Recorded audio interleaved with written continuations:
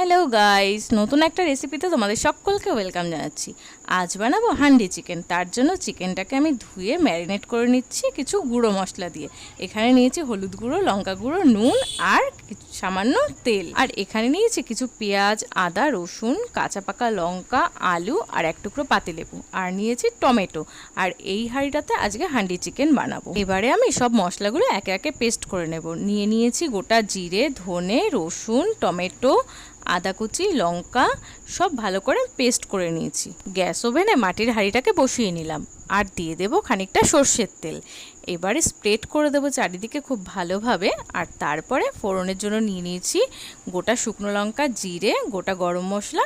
এটাকে আমি ফোড়নের জন্য দিয়ে দেবো। মশলা থেকে যখনই সুন্দর গন্ধ ছাড়তে শুরু করবে তখনই আমি দিয়ে দেবো পেঁয়াজ কুচিগুলো। আর এগুলোকেও খুব ভালো করে লাল লাল করে ভেজে নিয়ে এর মধ্যে বেটে রাখা মশলাটা আমি অ্যাড করে নেব।